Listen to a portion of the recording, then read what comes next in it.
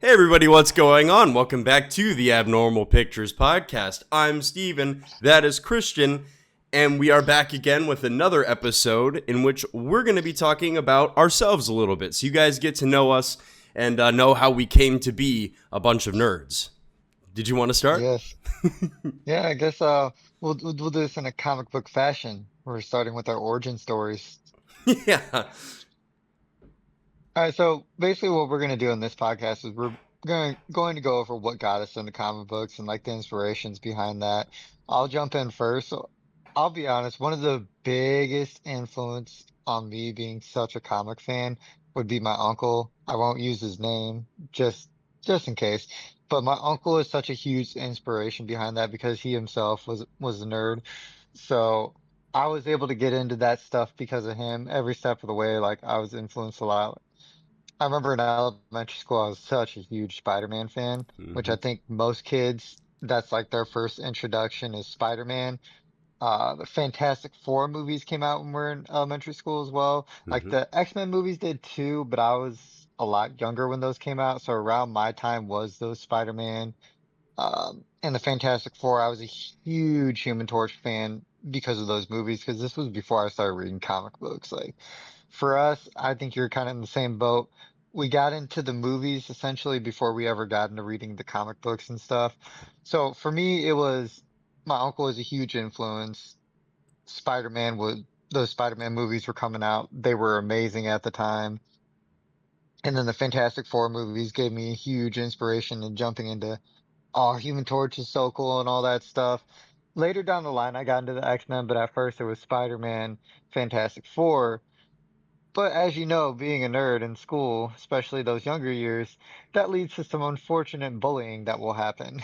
I Yeah, don't know if you faced that not really. in elementary school, because I know. So Steven and I, our origin story, we've known each other for a long time. We Oh, didn't yeah. become friends till way later on, but we've known each other since elementary school.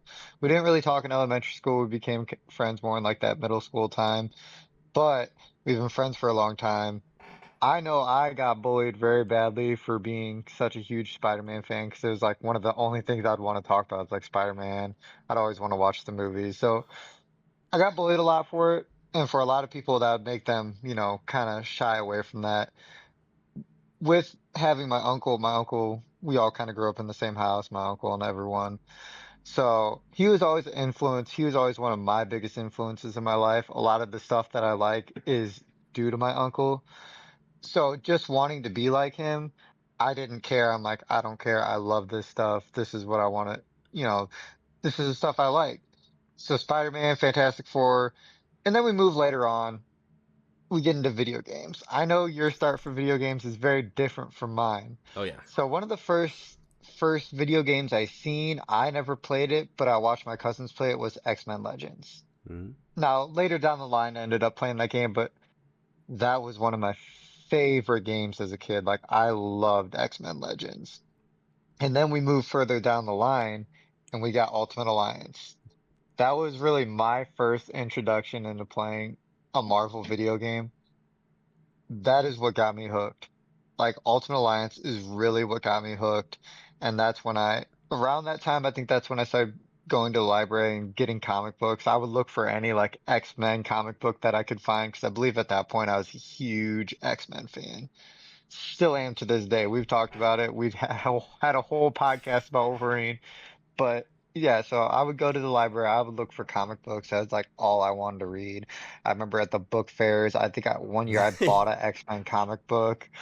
If anybody remembers book fairs, you know The what I'm talking Scholastic about. Fair, man. The Scholastic Book Fair. Yes. But yeah, so I would get like X-Men comics. But yeah, so obviously talked about the X-Men, but Ultimate Alliance was that huge stepping stone for me to really get into it. Ultimate Alliance was a very good game. If you even when you go back and play it, like there's so much lore for all these characters in that game. Like it had a very big roster for a video game.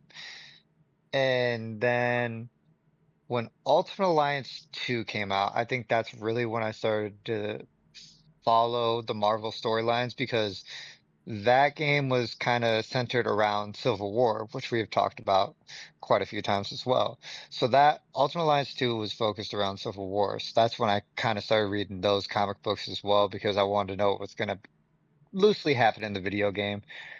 And that's what really got me into comic books. I had some traumatic experience as well as a kid. I won't dive too far into that, but it was actually one of the first times my uncle gave me a Deadpool comic because I was Hmm. crying all night. He was trying to do his best to kind of help me. So he gave me a Deadpool comic, and that was one of the first like Deadpool comics I ever picked up, and that's when I really fell in love with that character because the comic book was it was so Deadpool. If you've never read a Deadpool comic book, they're just insane. He's talking Yeah. to himself, he's talking to the people that are reading the comic, he's making fun of everything. So it was really cool, and that's when I fell in love with Deadpool. I believe at that point I was already a huge Wolverine fan as well. It's kind of hard to date all this because it's so many years. Right.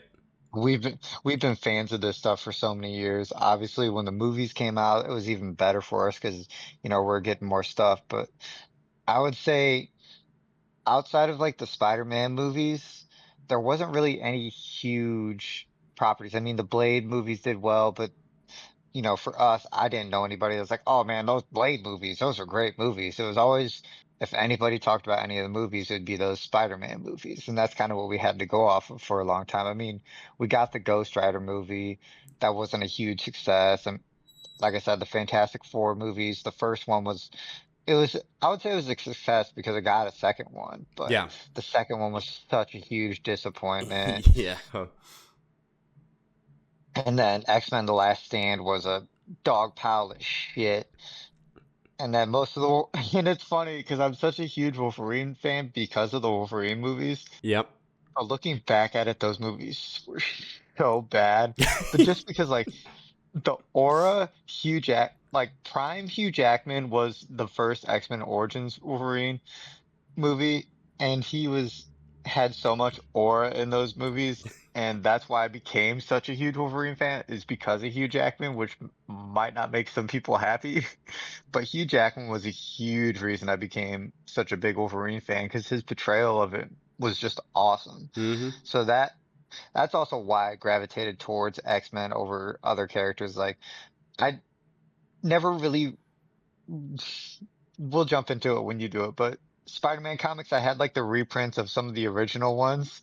We'll talk about that later, guys. Yeah.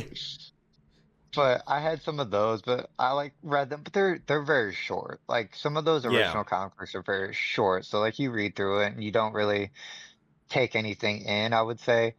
Now going back and reading them, like I'll take in a lot, but when you're younger, you don't take in a lot when it's like shorter like that. You're kind of just flipping through. You don't always read the words, you just kind of look at the pictures. I'm taking you through the mind of a little kid reading a comic book, but Yeah. that's kind of what you do. You look at the pictures, you don't do a lot of reading. And so that was kind of a huge reason. I never say I didn't like Spider-Man, but gravitated more towards the X-Men at that point. And thank God I didn't read X-Men comics now because a lot of it's been very bad. Marvel comics in general haven't been the best. Yeah. I've, I don't think I have. I've read The Killing Joke.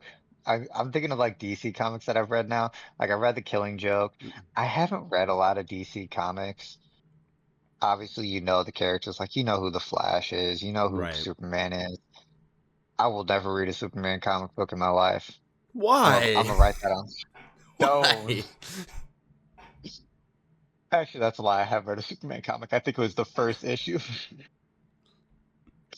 But I've read some Batman comics, but I don't really read DC. Like when I read, it's going to be Marvel comics. I actually have a subscription to Marvel Unlimited, so I can read most of the Marvel comics that's ever came out.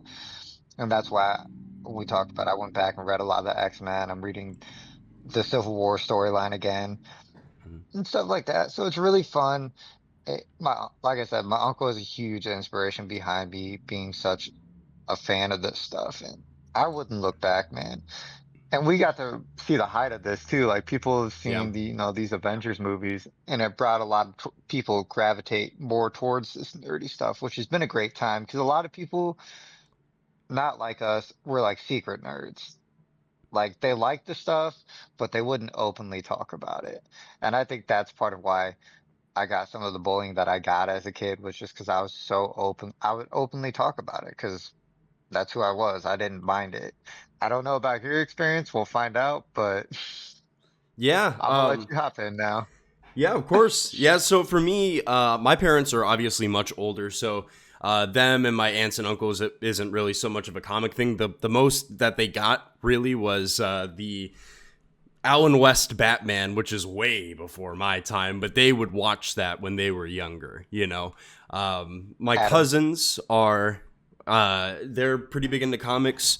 I was raised with two of them, and so my cousin Chris, who I lived with for like the first decade of my life, he actually was introducing me into a lot of stuff, whether it be gaming or music or things like that, right? Shows, movies, what have you. The first real show that I can remember relating to superheroes that I watched consistently was Teen Titans. I remember that, and I saw that before I saw the animated series or the Justice League or Batman Beyond or any of those, right? That was the one that my mind is Yeah. like, I was locked in, man. I would be jumping off the couch during the intros, doing like the punch that Cyborg does in the Yeah. intro, just because it was awesome, right? So that was the Yeah. first I show can't that I believe I remember. forgot. Oh, I but Teen forgot to even Titans? touch on the cartoons. Yeah, No, I yeah, was gonna say, we already know the Spider-Man animated show from the 90s, that was my shit. But I didn't mean to interrupt you, Sucker! but I didn't even think about the cartoons because obviously I think everyone kind of watched those cartoons because that's what was on. Yeah. But sorry, go ahead. Yeah, yeah. So yeah, my introduction really was Teen Titans. That was kind of the first show, and that aired in 2003 to 2006. And I was watching cartoons obviously as a kid. But my cousin Chris had the original Xbox, which I still have in storage to this day, and as it still works. But so we would play, like, he introduced me to Halo 2. I used to play that with him, and I was absolutely dog shit terrible because, he was a teenager and I was like fucking 6 years old. But we would play multiplayer and stuff like that. And the first game that I played, and I told you about this earlier, was the original Spider-Man movie adaptation game for the Xbox, in which you go through Peter's origin story through the first thing. They actually have Vulture and Kraven in that game. I remember the Vulture fight being really, really annoying because the web swinging mechanics were terrible. Because, of course, like a lot of the old Spider-Man games were like that. It was terrible swinging and trying to navigate in the air. So that was probably my first experience there for games. I remember getting the Xbox 360, and I believe it was that Christmas, that same Christmas, I also got Spider-Man Friend or Foe, which, for those of you who haven't played that game, I played the ever-loving shit out of that game. I thought it was really fun. They had a ton of different rogues from the Spider-Man collection. You got to beat them as bosses. The whole story is essentially Mysterio is trying to take control of these people and collect these crystals in order to do some, like, control the world type shit. It's a really simple game, really simple plot, but you would go and you'd fight, like, Doc Ock, you'd fight Green Goblin, Venom, Blade is in there too, and he joins you and stuff like that, so you get to have a cool roster, and I played the crap out of that as a kid. I remember getting it on Christmas, playing it straight for like 2 days and finishing the game, and that was probably the first time I had ever done that with a video game. So Spider-Man is obviously a big deal for me, and then relating to that, I used to go to this place, this restaurant that was under different ownership to what it is now when I was still a little kid. And the old lady there, her name was Sophie. She had Spider-Man comics, and she would give me those Spider-Man comics, to which I still have in my hands. So we have some of the old Marvel Adventures Spider-Man, the Amazing Spider-Man. I have a couple of like similar copies because they're reprints, right? But like Yeah. the Doc Ock, you got all this different shit, you know? And so having some of these comics, looking at Electro getting his head stomped in, It was a really cool introduction, and I've had these comics for a long time, and I've read through some of them, not all of them. I was never a big comic reader, and I've started to change that more as I've gotten older. And I think you alluded to it. Really, you don't grasp a lot of what's going on in these comics. You really are, as a kid, just looking at, oh, cool, those superheroes beating people up, and you get the cool art and animation. Well, not animation, but you get that in the shows. Just really cool art. But yeah, that for me, that's kind of the foundation. And so my cousin Chris really introduced me to a lot of it. Teen Titans was my first thing. Then I got into the animated series and Justice League being on Cartoon Network all the time. I would watch that. Batman Beyond along with that. I had a couple others, and you brought up Ghost Rider. Ghost Rider is one of the first. That with the Toby movies, those were my introductory to Marvel movies. Obviously, those were the ones that came out. The Fantastic Four, you mentioned that, the first one. I remember watching that. I remember the Silver Surfer one, and I was kind of like, I mean, the CG was pretty cool for the Silver Surfer, but as a kid, I didn't really comprehend how dog shit that movie was, the second one. The first one has its campiness and fun, and that's what I wanted to say for Ghost Rider. Ghost Rider is awesome. I still fucking love that movie. I have rewatched that movie. I love Nicolas Cage. I just love that guy. He's just fun, man. He's fun to watch. I never watched the second one, though. I don't think I did either, to be honest with you. I didn't even know that they had a second one for the longest time, which kind of tells you how bad that ended up. But yeah, so going from that Ghost Rider, I just have some written down. Some of the other games that I played too, just kind of relating comic-wise, but not to like the MCU or DC.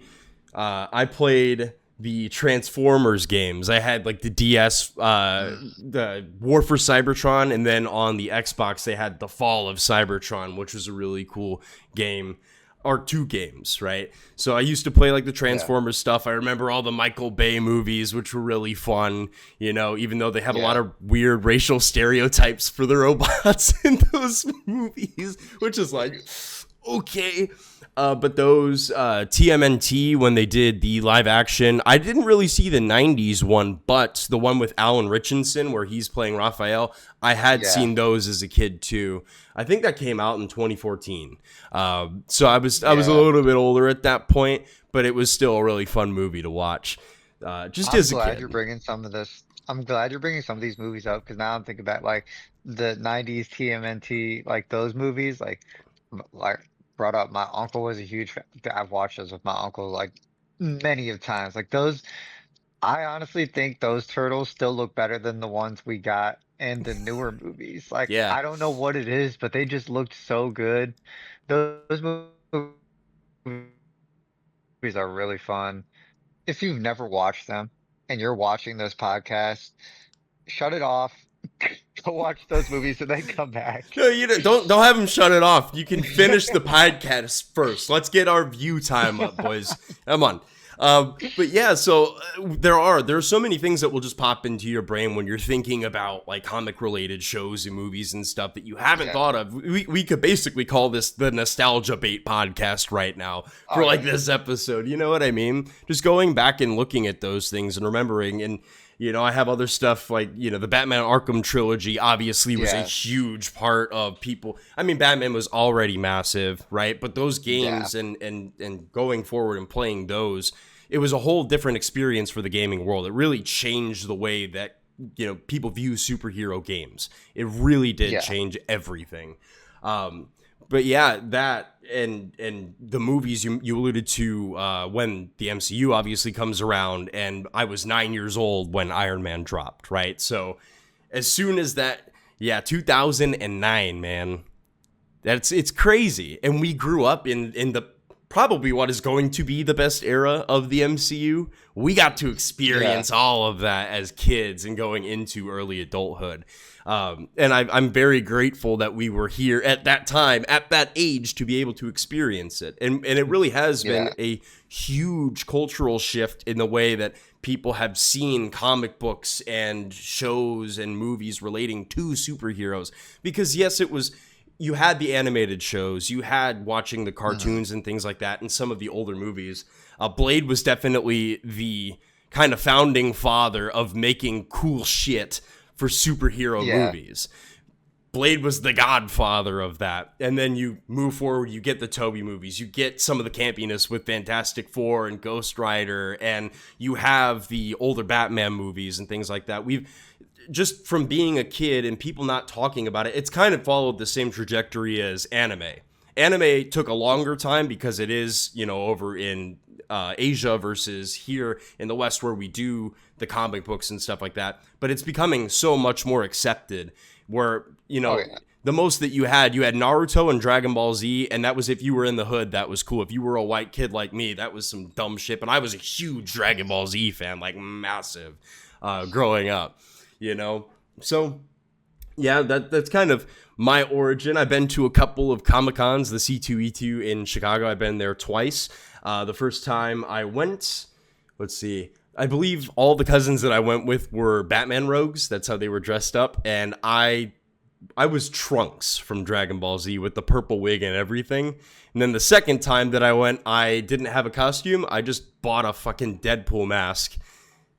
And I was wearing that, and I didn't know that you could see through the pictures that the white eyes, you could see my eyes. And I was next to a lot of really attractive women, and I'm just staring at the bazookas, man. I'm staring at the cannons. And you can see it in the pictures to this day, which is fucking hilarious. It's funny you bring up that Deadpool mask because I'm pretty sure I think it might have been one of our older videos. I was wearing that mask. Probably. I don't know if I still have it in storage somewhere. It very well might be Yeah. hidden somewhere. But yeah, and the Deadpool game too, since we were talking about Deadpool, that's another Yeah. one. And I brought that over to your place to play, like, Yes, so you you could play did. it, right? Yeah. I remember that, Yeah. yeah. I had gotten the Deadpool game and played that, which is it's a hilarious game. It's really good too. It's fun. You get a lot of introduction to some of the characters, some of the, like Mr. Sinister, if you didn't watch the X-Men animated series, like the original or now with 97, you get Mr. Sinister, you get all these different characters, you get to slap Wolverine in the face to try and wake him up and shit like that. And a bunch of really comic accurate busty women is great for a teenage boy's mentality. I'll tell you what. But yeah, so that's kind of my introduction and origin into, and obviously, yeah, the MCU massive. We talk about the Christian Bale Batman movies, and just going forward, it's just become kind of an obsession to the point of which we are here talking on a podcast that we started up because we are so passionate about talking about this type Yeah. of stuff. So, yeah. It's funny too, looking back, like, we're talking about comic books and everything, and like, I don't think people realize the emotional depth that a lot of comics do have. It may not be issue to issue, but like when you look at the arcs, because obviously we've talked about you have to have filler with comic books because they're putting one out each month. So you had these arcs, and as a kid, you don't get to see those emotional depth. And I think that's one thing too, is a lot of people viewed comic book stuff as like for kids because they Mhm. never really got into it. So as an adult, they're like, well, this stuff's for kids. I'm not going to look at it.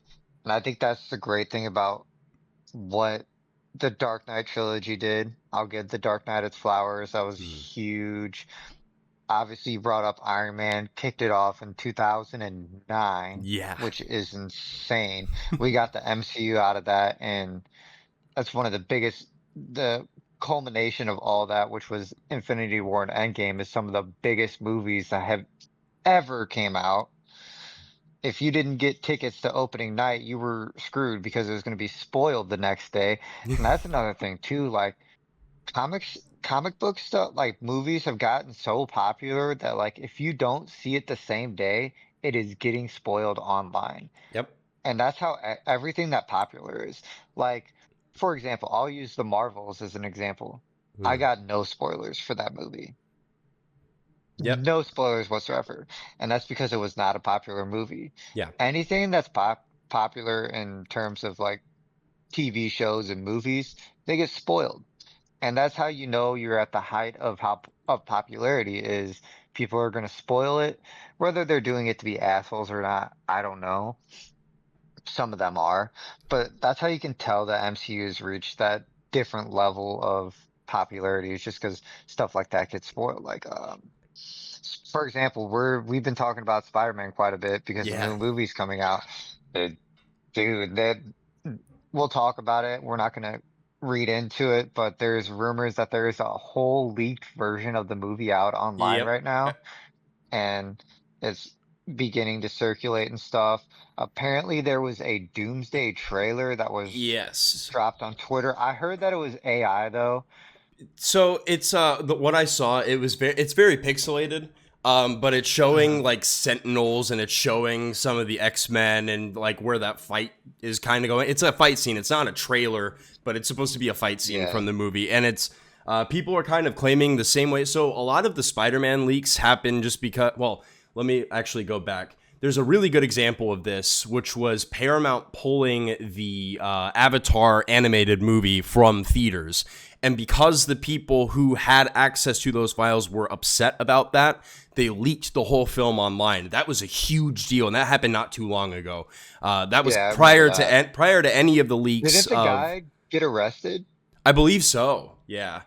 Yeah. But that was prior to any of the leaks and stuff, or even any notion of Brand New Day at that point. So that was kind of the versus. Hmm. It's becoming way more popular to do this. And the thing is, obviously, yes, things can be easily manipulated with AI, especially these very pixelated, attempts at Hmm. trying to sell. And if you go on to Twitter, every blue check mark is trying to milk as much clickbait money as possible. They are going Oh to yeah. post anything. That's how we got burned by like the accounts that were saying, "Oh, there might be a trailer drop for Brand New Day." We got Hmm. burned by that a couple of weeks ago. Obviously, we were expecting it to be on the 17th, which is coming up real soon.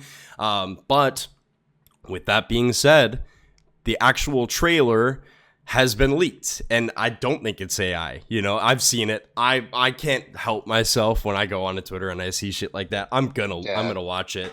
But just seeing some more of like the Hulk, and it didn't show anything regarding Jean. I believe I talked about this last week just briefly. Didn't show anything about her character. Didn't show anything about most. It really just showed what we already knew, about Hulk, Yeah. and what Peter's going through, this little manifestation, this change, and stuff like that. But from what I heard, there's a potential that that was only part of the entire trailer that they're going Hmm. to be releasing, and Okay. that it might have something to do more with Scorpion, or they might show Tombstone or something along those lines. So we'll see. But leaking has become a really big deal, and Doomsday having, Yeah. even if it's fake, the fact that like people are now at this point where stuff is leaking so much. Hmm. And the problem is too with that is you're setting yourself up oftentimes for failure if you watch these faked leaks. And that has to do with like Spider-Man 2. We talked about the video game by which there Yeah. was a leak of what the story and script was supposed to be, and then people were like, well, why isn't it this? Why is this what we got in the game? You set yourself Hmm. up for failure even if these are fake leaks, because Yeah. people will have an unrealistic expectation of what's going to be released. That's a really big issue, and it leads to people review bombing stuff that isn't even that bad, you know?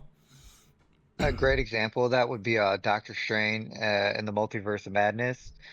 There was a lot of leaks about a lot more characters going to be in that movie.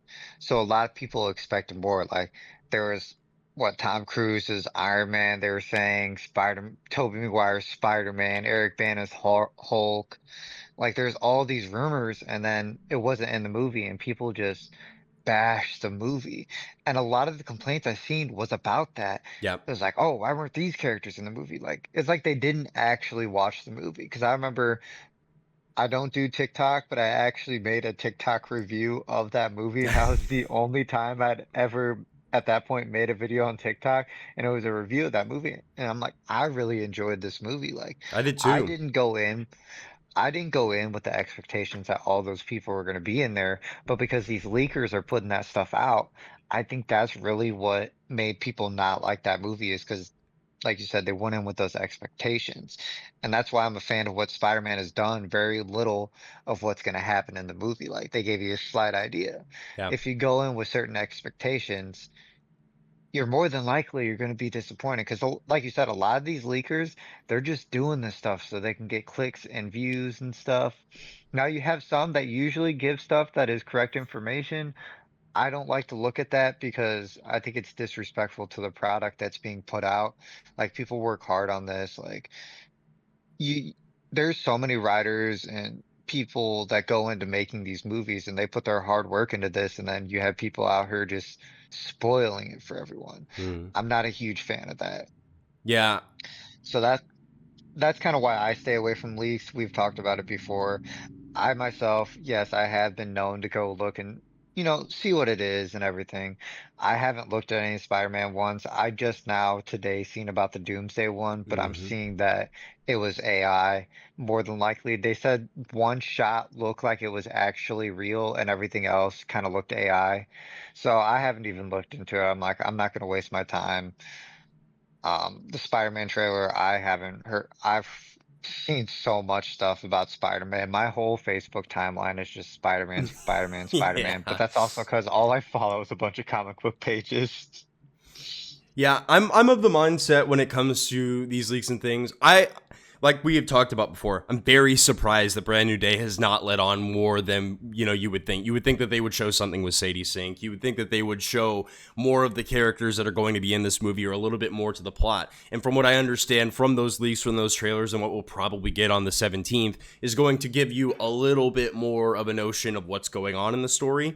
That being said, there Hmm. was a synopsis put out for it as well, in which described the main villain really being that Mind Hopper character, versus it being Yeah. like a Jean Grey, like not dropping any specific names. And people are thinking maybe it's Jackal, and that Jackal is going to be this character that Yes, I seen that today. yeah, people are saying that, and that again, it's all rumors and stuff until the movie does come out or until the entire movie gets fucking leaked online and people are watching it, which Right. is a potential. And like that rumor that was started is that somebody was trying to sell it, which, Yeah. realistically, you can't believe that until it actually does happen, if it does on the internet. But yeah, with my opinion for the leaks and things like that, I think it's bullshit. And people spoiling the movie, I think, are assholes. The thing is, I am of the mindset that I have to go and see Brand New Day at midnight release, because all that's going to happen is you can't use social media. You can't even talk to people because people will let things on if you haven't seen. And that is, like you said, the cultural height. But And it's funny because we were talking last night, you're going to see Spider-Man opening night, and I'm like, I'm trying to figure it out because I have kids, my work schedule, my wife works too, and we kind of like when she's working, I'm with the kids. When I'm working, she's with the kids. So it's like I have to figure out how to fit it into my schedule. And we're talking about that, and you're like, man, it's gonna be so hard for me. And I'm like, I already know, like, I've had so much stuff spoiled for me at this point. I've kind of become numb to it. Like I hate it, but I also love it at the same time. Because especially like when I know I'm not gonna see something right away, I'm like, all right. Because I know if I go watch it and I get stuff spoiled, I'm still gonna enjoy it anyways. I'm just gonna be waiting for the spoiler to happen. right. I still enjoy I still enjoy the whole story. Like that's a big thing for me. Like we talked about The Boys. I had every single episode spoiled for me in some type of fashion. Stevens did it accidentally a few of the episodes. Yeah. But, stuff like that, I already know I'm going to have spoilers. I'm still going to go see the movie because I love Spider-Man. Right. I don't love the idea of potential Jean Grey, but, that'll be for a future video. Yeah. And we're obviously going to talk more about it as that movie gets closer. We still have, a month and a half until that movie is supposed to drop on the 31st. But yeah, so, kind of looking back into that and talking about our origins, obviously Spider-Man is a huge deal for both of us.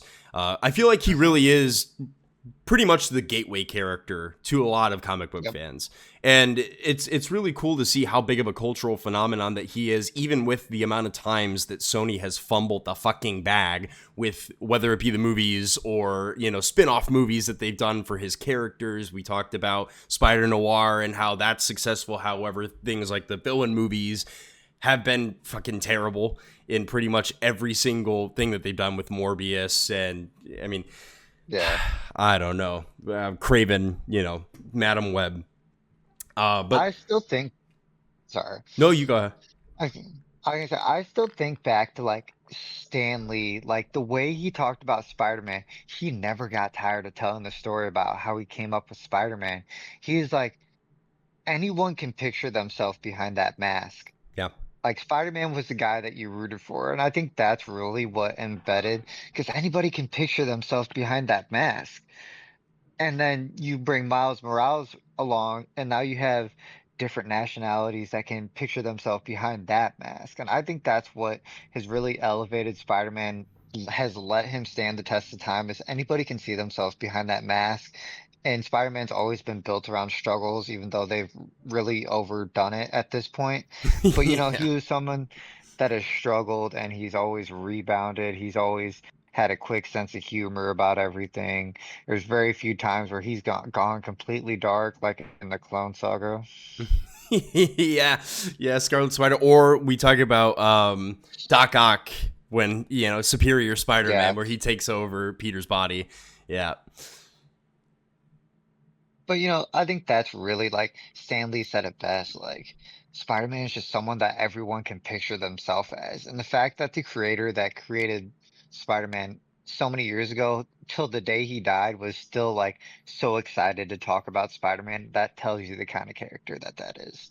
yeah. I think that obviously he is up there. We all know in the Mount Rushmore of comic heroes. I think the big thing about him is, like you said, anybody can see yourself in the mask, but it really isn't so much of being Spider-Man himself. It's about Peter Parker or whoever the character is that has to deal with these real life struggles and consequences, which, yes, obviously in the comics, they take it real far. Like there is a huge meme about how the writers hate Spider-Man. They hate him.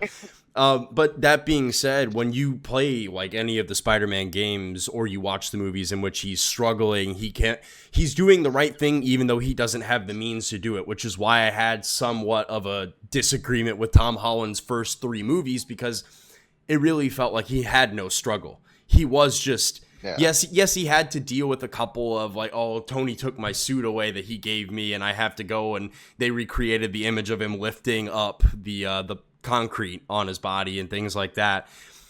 But realistically, that version of the character to me felt as though he had everything given to him. So like I said, I'm very excited to see them actually show him struggling, which is what was alluded to at the end of No Way Home, where he goes into the shitty New York apartment that we all understand that Peter always ends up in. It feels like in every iteration of the character. And Yeah. moving forward with, obviously we don't know what's going to happen in the movie yet, regardless of spoilers.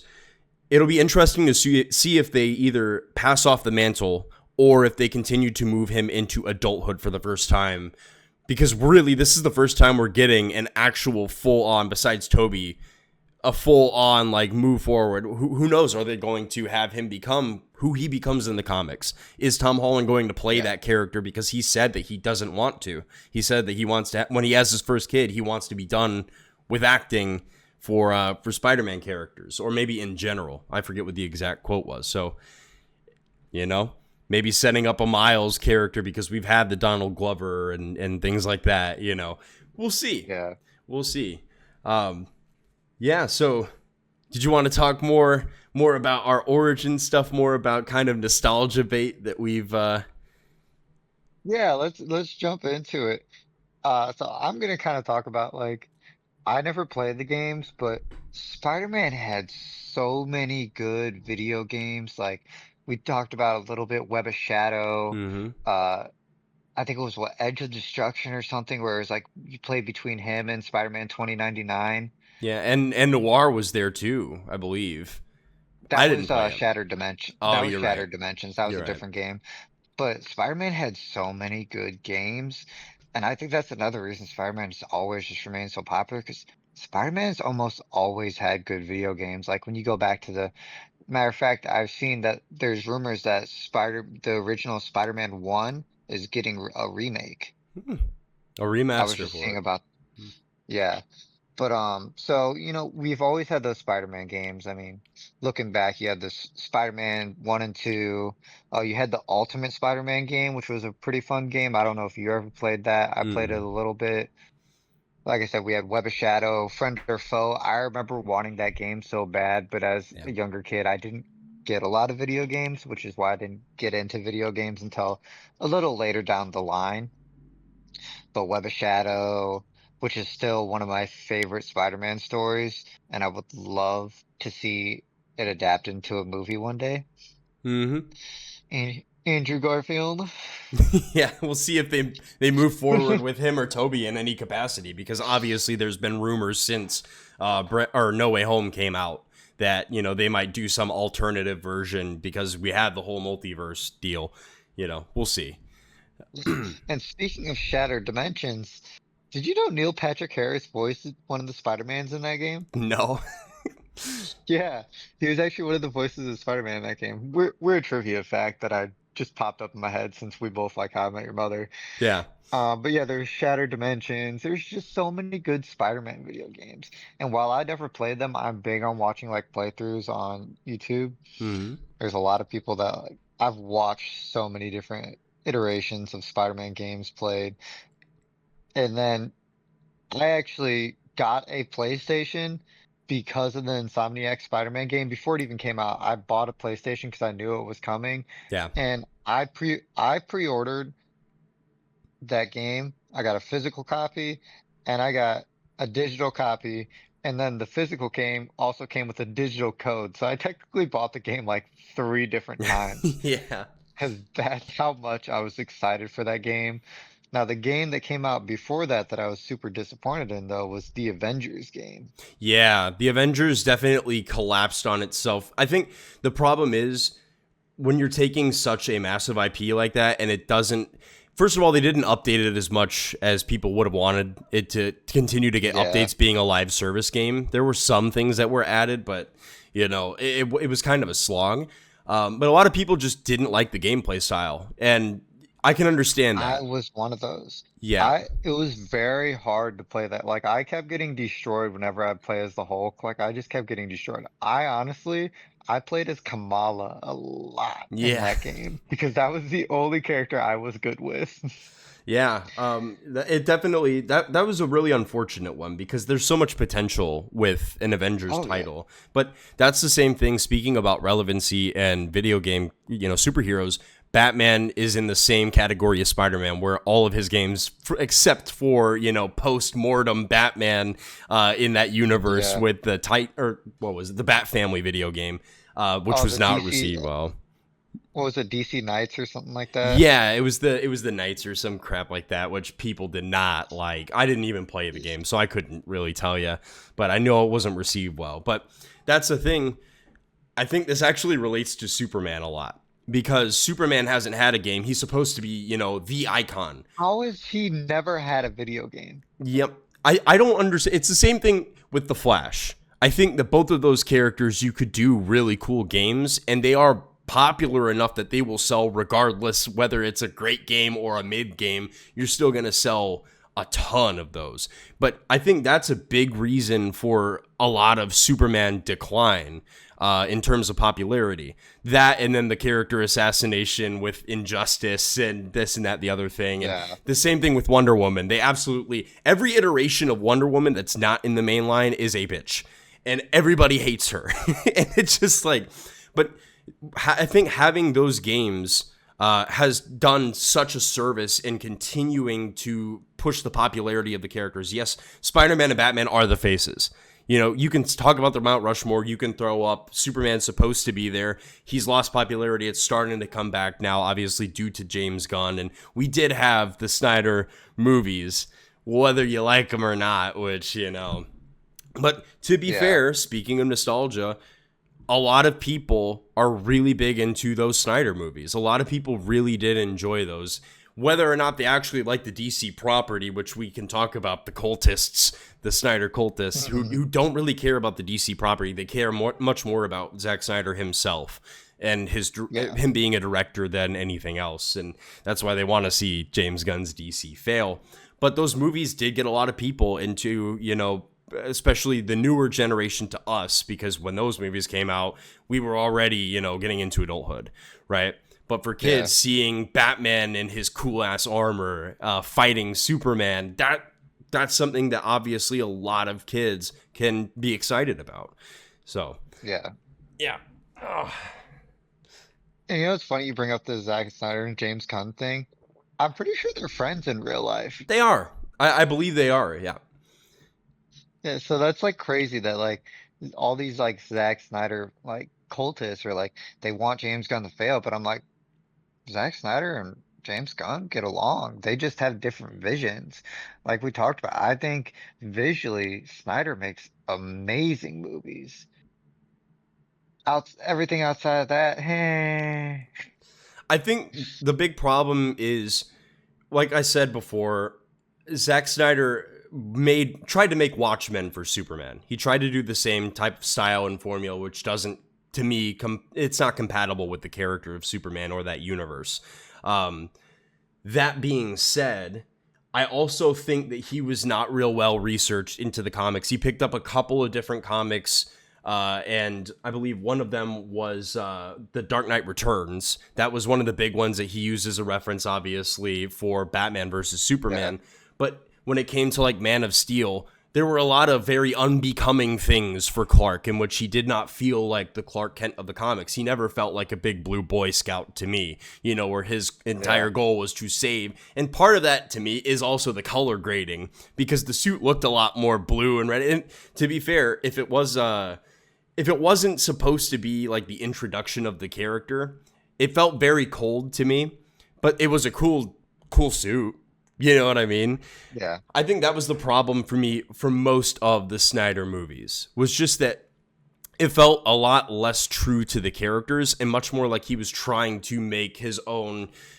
And you can do iterations of the characters, as we've talked about before. However, if the core of the characters are not intact, like Batman, you know what's really cool? The warehouse fight scene is really fucking cool. But Batman kills like 70 people in that fucking building, dude. He's whipping people. He's hitting them with cars. And to be fair, I had the same complaint in the Batman 2, where Bruce just kills people when he's driving the Batmobile. He just straight up, he murders people, dog. And yeah, you can blame it on Penguin, but Penguin wouldn't be driving crazy if you weren't doing that. That's not a very strategic one. I get it, he's in year one. It's not a very strategically sound thing to chase him and blow up semis and shit. So. See, that's the great thing about comic books is like, you get so many different iterations. Like you said, there's so many different iterations of characters. There's so many alternate universes. There's people that like, they'll like an alternate universe character more than they'll like a main universe character. And it's crazy to me. Like we've talked about the absolute universe. Like that's becoming so popular, and they're doing things for characters that are probably going to make them more like now in the absolute universe than the main universe. And I'm so glad I finally get to say this quote live. I've never heard anybody be like, man, that Wonder Woman comic was dope. Yeah. Yep.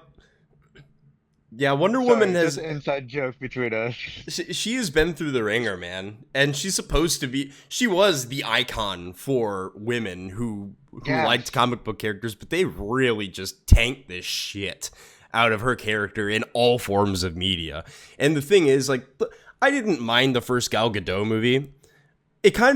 She's a dog shit actor. I'm just going to be real with you. She's terrible. But it made sense in the first movie because she always looks clueless, and she had no idea what the fuck was happening in that movie. You could tell. But it made sense to the story because she's just got off the island. She's having to deal with all of this random bullshit. She doesn't know what the fuck is happening. Wonder Woman doesn't know what's happening in that movie. So it makes sense, right? She's having to deal with man's world for the first time. Okay, cool. But then everything after that, she still looks like she's absolutely lost. She looks like... She's like the classical ditzy woman. That's very, very misogynistic sounding. But I mean, like, she's kind of all over the place in how she acts. She's very one-dimensional. And I ain't gonna lie, kind of feel the same way about Zendaya. But, you know, don't kill me. I don't think she has a whole lot of range.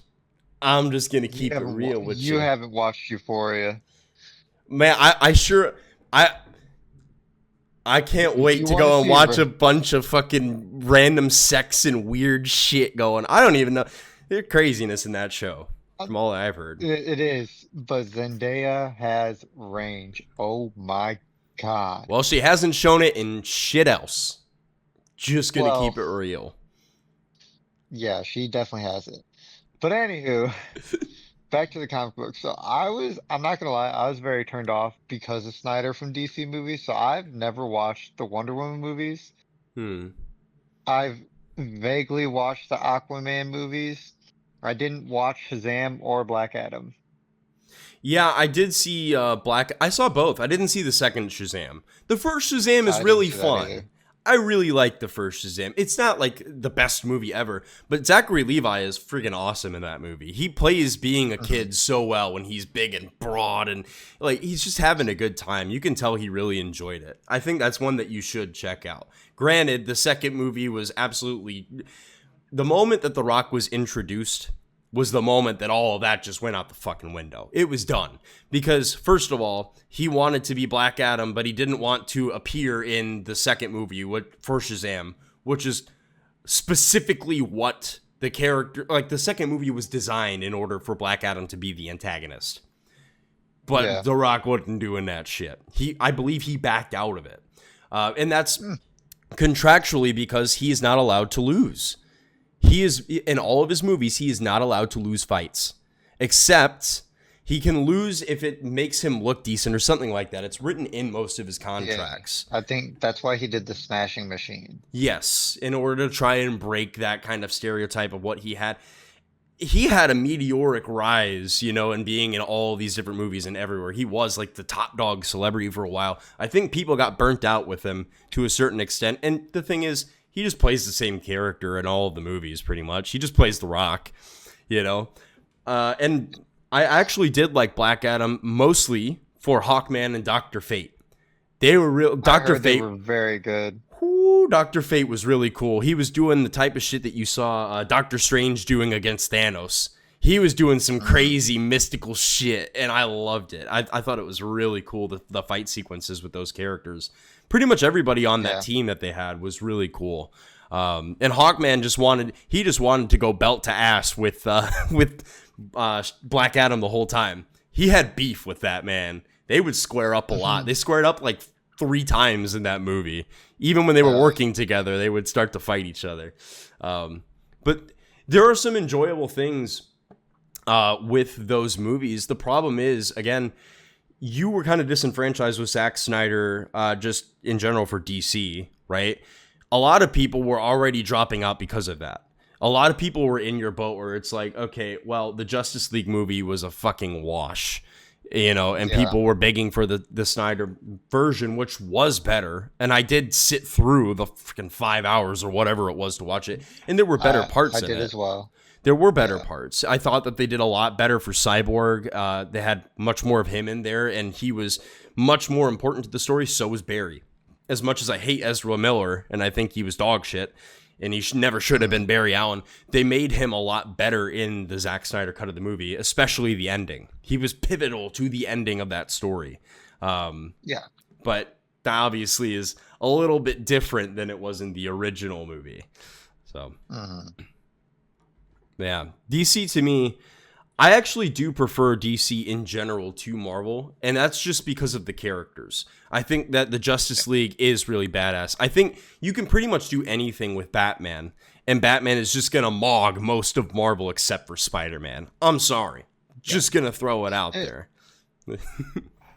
I agree with you, except I think the X-Men is the best comic book team that there is. Even how bad their storylines have been, I still think they're the better team. I think they just have more of a history. And even with the bad storylines, they have really good ones. Like we talked about, the Phoenix Saga was such a generational comic book story.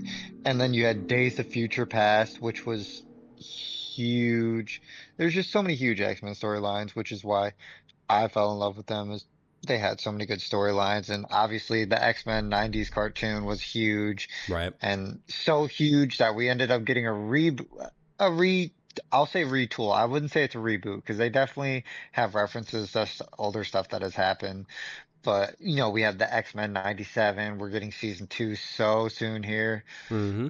We'll definitely be talking about that. But I'm so ready for X-Men 97 season 2, but I just I'm always going to be a fanboy for the X-Men. Anybody that thinks the Avengers can beat the X-Men,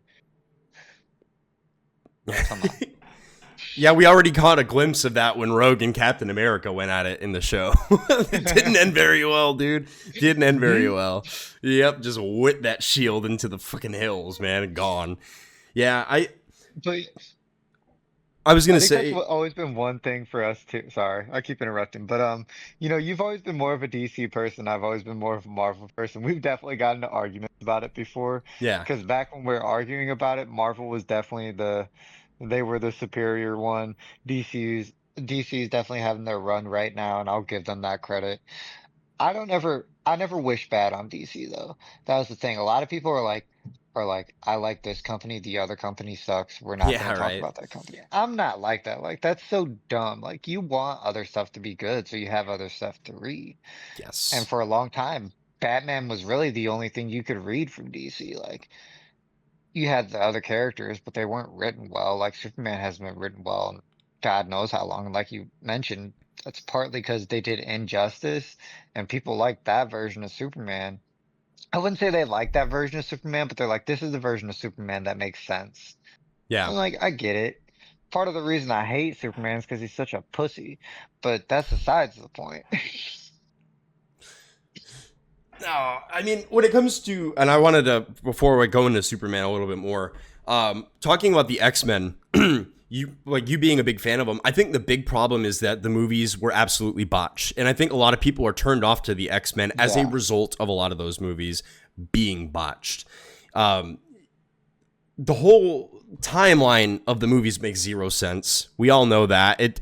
The amount of retcons, the amount of changes and things that they did to it. There are individual characters that are very cool. Obviously, Wolverine being the standout, and it had to be like a mandate from heaven that he was in every single X-Men movie, because if he wasn't, then literally, it was even just if it gonna was a fucking tank. cameo. Yeah, yeah, just to say fuck off to Charles. You know what I mean? Like at the bar, they had to, because he's aura. As you mentioned earlier, Hugh Jackman is just pure aura, whether he was in his prime or in Logan. But that's how it was, and the problem is, it's the same thing for the Fantastic Four, where the movies were botched. A lot of people didn't like the first one. I did. I enjoyed the campiness of it. I thought there were some cool moments with Ben Grimm, and just the emotional aspects to those characters. The second movie completely plummeted. And so a lot of people were turned off of the first family, which is really, really bad because they were so important. They are important in the comics, but they were so popular in the comics. And then they had those failed adaptations, and then Fan Four Stick came out. Same thing with the X-Men. You had really bad iterations of the characters and just the movies, right? Yeah. The fact that Darwin dies the way that he does makes no fucking sense. It is a big trigger for me because it doesn't make As any a kid, sense. I never knew anything about that. So, Yeah. like, now that I've read those comics, I'm like, yeah, that shit makes no sense. And that's the thing is, like, they didn't know what they were going to do with that fucking character. You can't have Darwin in there and just kill him like that unless you're like, I don't know what to do with this, adapting Yeah. character. I don't know what to do with this shit as a writer. But that was the problem with those. And the same thing goes for Superman. It's just the way that the movies have been, introduced to people. And that goes into the games and storylines from the comics where, like we said, Injustice, or just the way that they treat Superman. To me, Superman is very much, he's Goku. However, he doesn't have the tendency to want to go and beat the shit out of the strongest person all the time. But the core of the character, I mean, the storyline of the character crashing into Earth, and they've done the adaptation or attempted to, in which, he was actually there to conquer Earth, but then, he was Brightburn. raised. Yeah, Brightburn. But that's the type of thing is, I think a lot of people don't know how to deal with the character of Superman when they're writing him. I think it's really easy cop out to be like, oh man, well, we can just make him where he's a bad guy. Because that's easy. You have this really big guy that you Yeah. want to take down. It makes sense, right? Like, it's done to death, though. This is the problem. The core of Superman is to be the symbol of hope, is to be that person, and so I think some of the comics have done a very good job of it, especially the ones where he has kids, where you show the human aspect of the god. That is kind of the purpose of the character, is to be like, he has all the power in the world, but yet he chooses to be human. And that's exactly why Lex Luthor is such a good polar opposite to him, because Lex Luthor craves the power of being the god, but he is the human. It's a good, back and forth with those characters, which makes a lot of sense. He wants people to respect him and idolize him. He wants his name to be the thing that people recognize, not Superman, which is why he has such beef with it. So to me, the core of the character is that. And I think that DC, having James Gunn do it, James Gunn at least understands the core of the character. I mentioned with him saving as many lives, him being upset even when the monster that is attacking Metropolis is killed and not saved. It's just little things like that, to me, are good representations of the character. The same thing goes for Batman iterations, where, I like to see a Batman that I would love to see moving forward, especially whenever we do get one in the DCU. I would like him to be more like the animated series. I would like him to be more like the Justice League version, where you can get, instead of just the broody darkness, you get a character that has some compassion, that he has a side of him that has a little bit of humor, where we can see a Bruce Wayne that is able to be all suave and talk with people and have fun, while at the same time, he can turn the mission on. He can take his little Tibetan monk training and he can flip the switch and he can become the Knight. You know what I mean? I think that's imperative. And I think we haven't gotten as much of that, even with The Batman, which is it's a great movie. We don't really get Bruce Wayne in there. Hell, we really haven't gotten Bruce Wayne at all. The closest we got was Christian Bale, and Christian Bale just doesn't look the part of Bruce Wayne. I'm sorry. Yeah.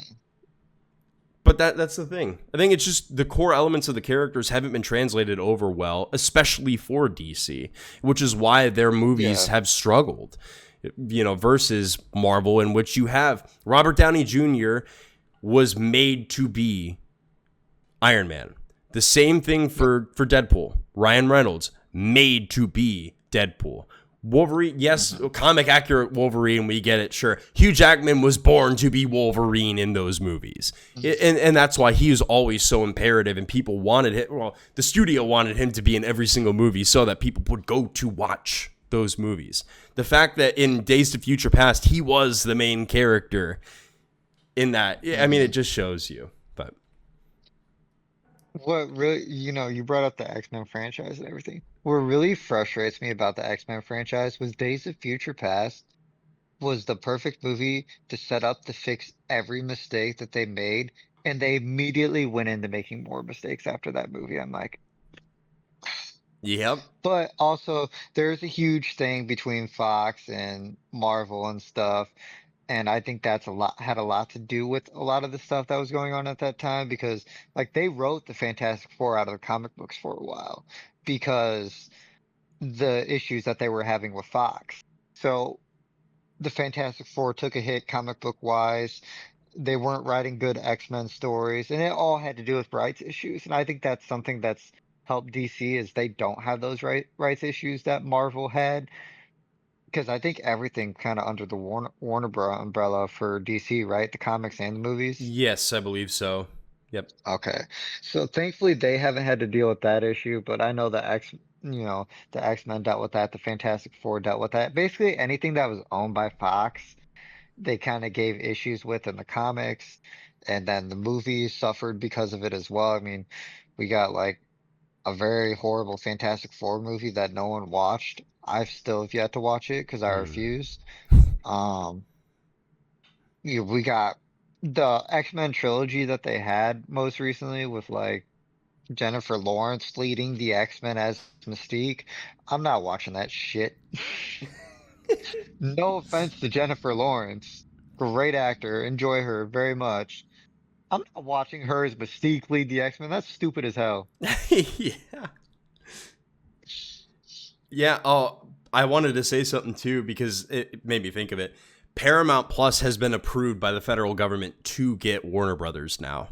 Because they were doing the merger. Yeah, I saw that they had gotten the approval because you had to get it through the government, just to monitor that type of situation from becoming a monopoly or whatever, but it didn't qualify as that.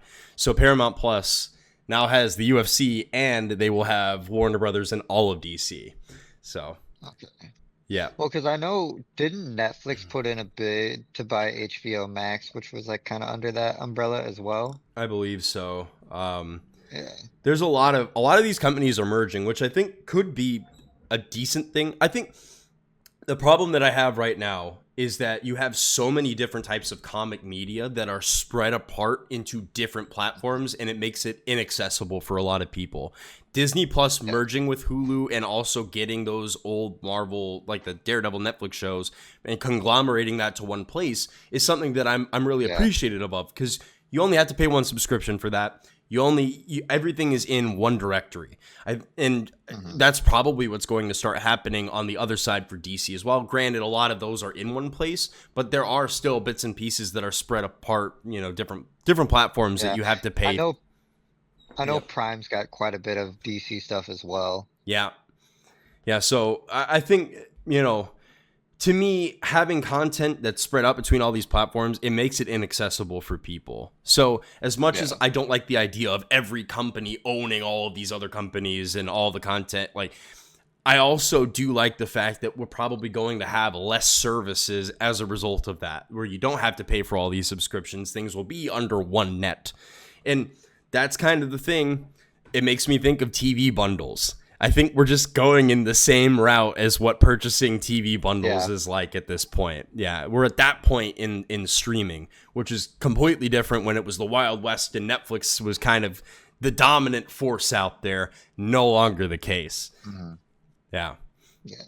And it's funny. So you bring this up because this is something I know the podcast will touch on later down the line, but sports are in the same boat. Like, I know for the NFL, you had to have like 10 different services to be able to Yep. watch like all the games. And I actually believe it was taken to court.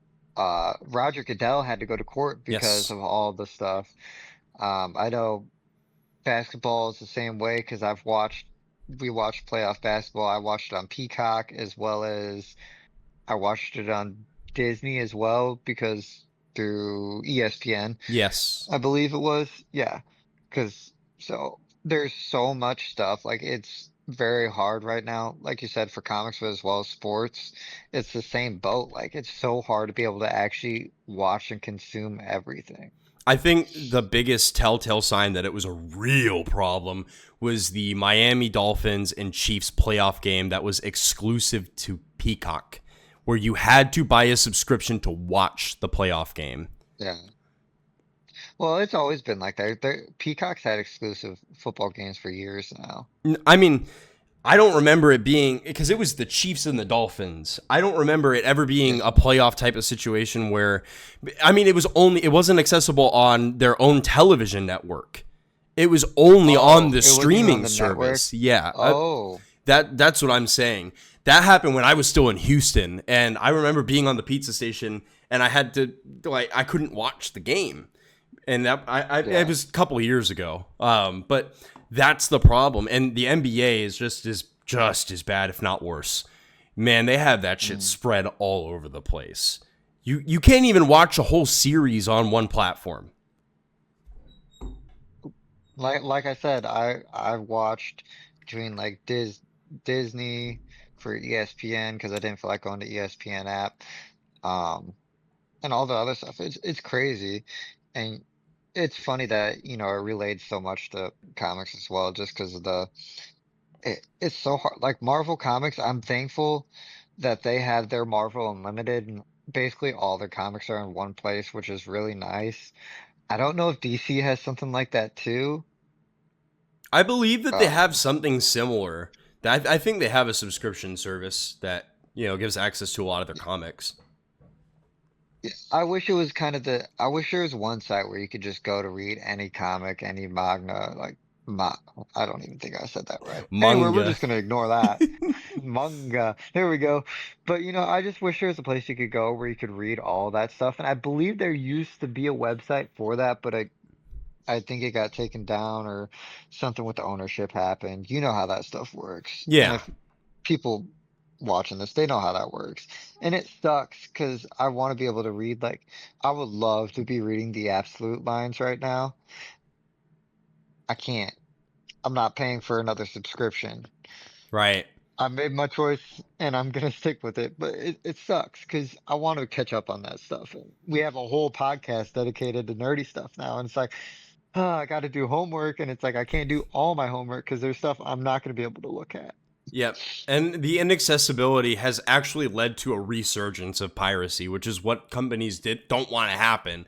But the problem is when Yeah. nobody can afford to purchase all these different services, you get put in a position of a consumer of I want to watch or consume this content, but I literally cannot. And that also Yeah. works too for people who are in different countries and don't have access to certain websites or streaming platforms, or the content on those platforms are inaccessible to those people. So you're at a point where piracy is huge again.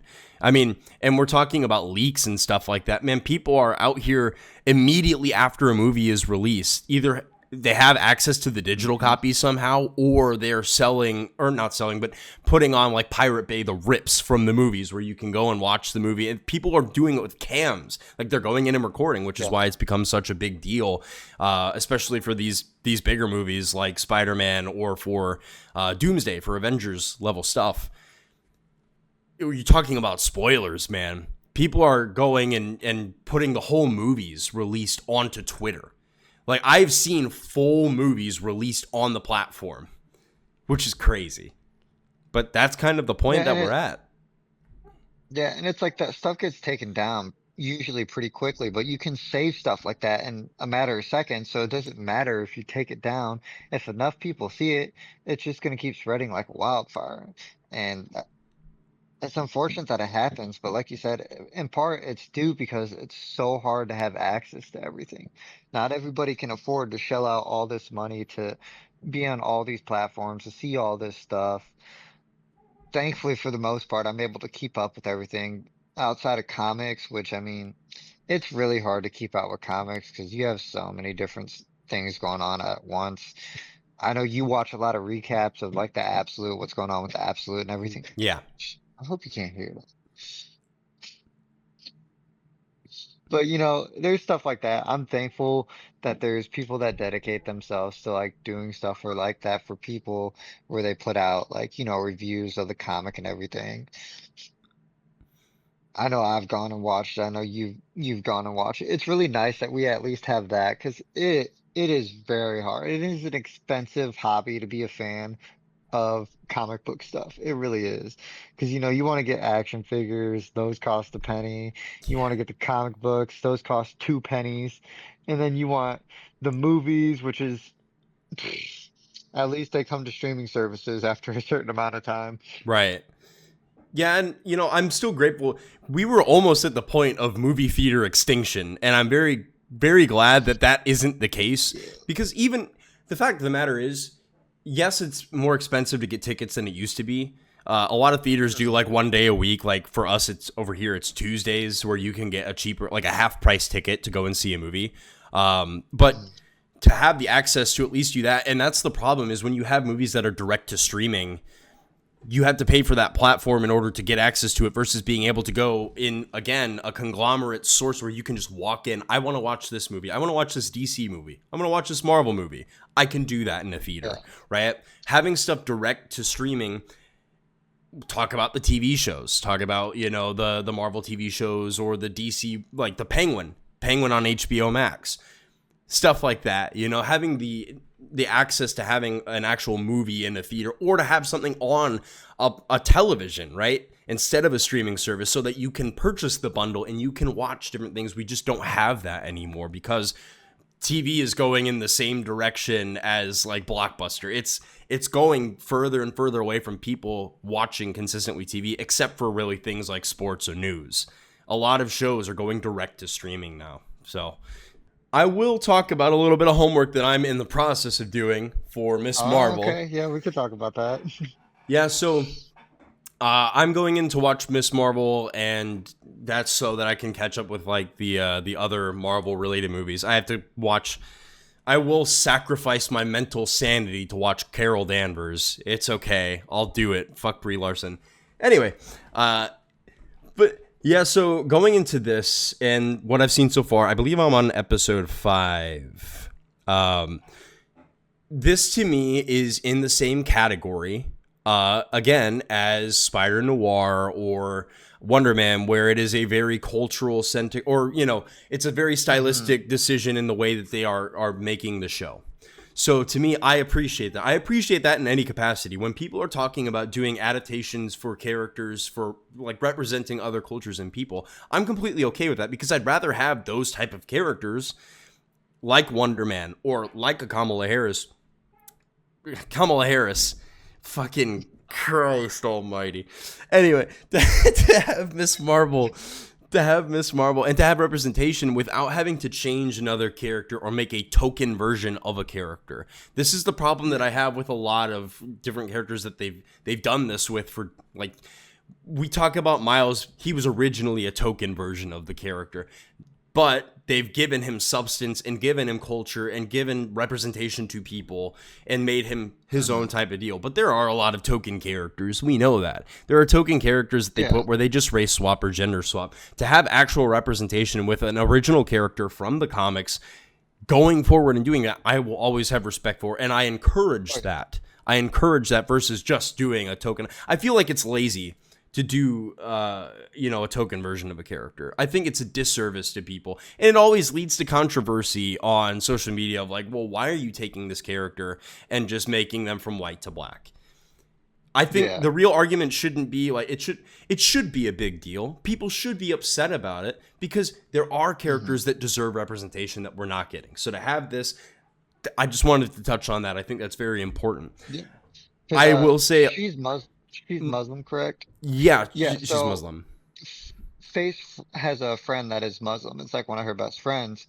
And like the stuff they're saying on that show is like actually accurate. Because I remember Yeah. Faith took a video of it and sent it to her, and she's like, "Yeah, that's how it's said and everything." So that's really cool that they added aspects of that into there. Didn't mean to interrupt, but I just thought I'd throw that out there that like they have accurate representation, and that's Yeah. very awesome. Again, it is very important that you do that and you adapt those characters, because there are people who do want, instead of just Peter Parker, I would like to have a Miles Morales if I'm, a kid in the hood or fucking whatever. I want to look up to somebody. You know what I mean? And it's like the Jamie Foxx saying in fucking, No Way Home. And I thought you were black under that mask, going around and helping people in the community. I think it's important to have that. I will say, the writing is kind of iffy in the show. There's a lot of moments which, to me, I feel like some of the humor is kind of meh. I feel like some of the writing for like the character interactions kind of pulls me out of it. And I was texting you last night. I'm like, they're kind of getting away with some plot devices in this show that are like, oh, hey, here's this white guy who's a mega genius, by the way, and he can just do this shit. It's the same thing. To me, it just feels weird. I'm like, you have a suspension of disbelief that comes to shows and movies for comic related stuff. But when you have the scene of Kamala going to school and then like the kids are like 90s level corny movie bullying her, I'm like, that shit just don't happen, brother. It doesn't happen anymore.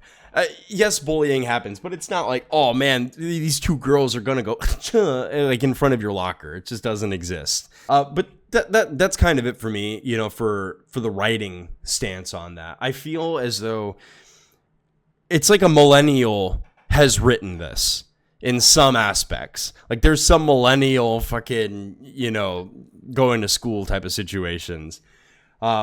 Other than that, though, I think it's been good. From what I understand, you said that it really isn't getting a continuation, right? They haven't renewed it for anything? No, not that I know of. Like I said, Kamala was in the Marvels movie, and that was Yeah. kind of her continuation. And then there was a tease of Kamala starting a Young Avengers team. Hmm. And that's really all we've gotten from her since, besides her dad being in the first season of Daredevil. Yeah. Yeah, we're going to have to see.